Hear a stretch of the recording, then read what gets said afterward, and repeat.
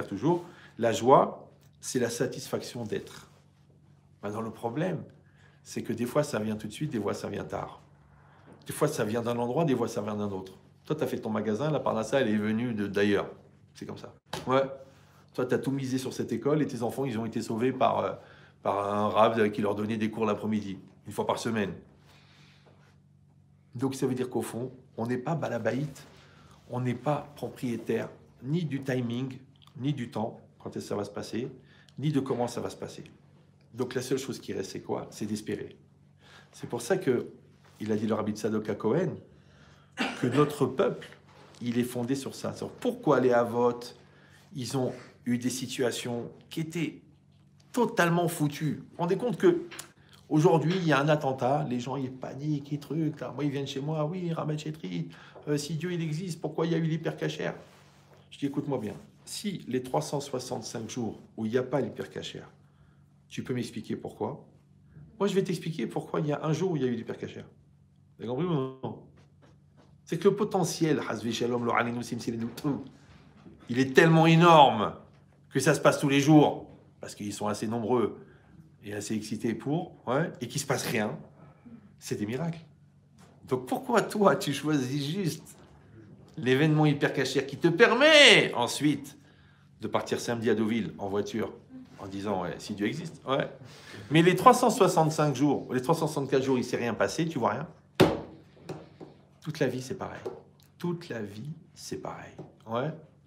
Ça veut dire que avant, quand tu lis la vie des gens, je sais pas moi, en Pologne, en URSS, en Lituanie, en truc, tous les 3 mois, il y avait un pogrom. Et quand ils venaient les Cosaques, ils violaient les femmes, ils égorgeaient les femmes enceintes, ils brûlaient les maisons. Tu crois que le gars, le lendemain, il mettait pas les téfilis? Il mettait les téfilis. Maintenant, aujourd'hui, un gars, il rate le permis. Il met plus les tefs. Il a une déception sentimentale, il croit plus en Dieu. C'est bizarre, non? Et c'est marqué ici. Achare a Iyush a Gamour. Après le désespoir total. Pourquoi? Je vous dis le secret. Après, je vous laisse tranquille parce que j'ai beaucoup déliré ce soir. J'ai beaucoup dépassé.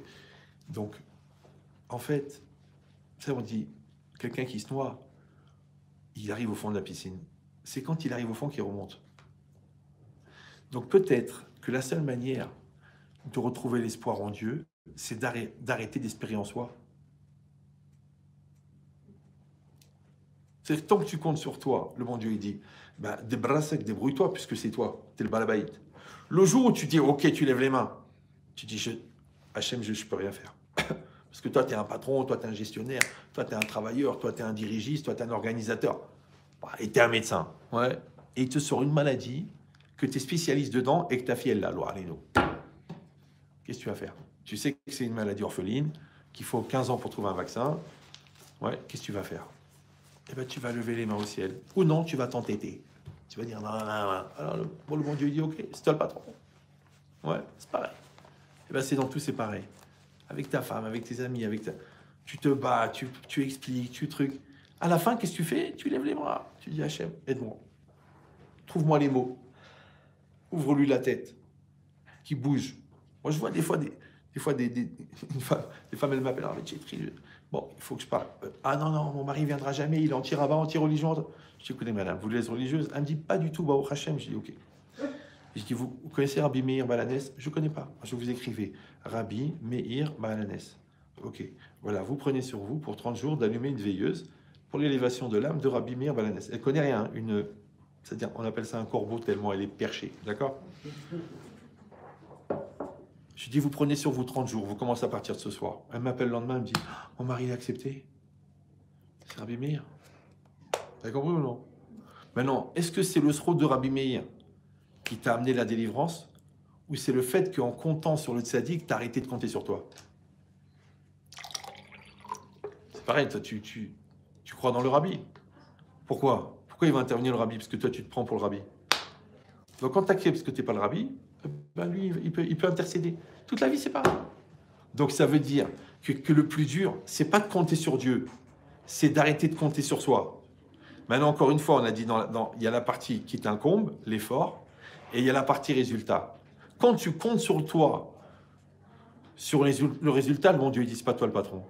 Mais sur ta partie à toi, c'est-à-dire toi, tu dois éduquer l'enfant, tu dois ouvrir le magasin, tu dois ouvrir ta guémara. Toi, tu dois faire ta part à toi. Sur ta part à toi, tu dois avoir confiance en toi. Mais sur le résultat, tu dois avoir confiance en Dieu. Vous sentez la différence ou non? Alors, bizarrement, les gens, ils font l'inverse. Ouais. Sur le résultat, ils sont sûrs que ça vient d'eux. Mais sur l'effort, ils disent, ça va, Dieu est grand. Comment ça, Dieu est grand? C'est à toi d'ouvrir le magasin. Ouvre ta guémara. Non, moi, j'ai de l'inspiration divine. Moi, je reçois directement. D'accord? Voilà. Hazak Obaro.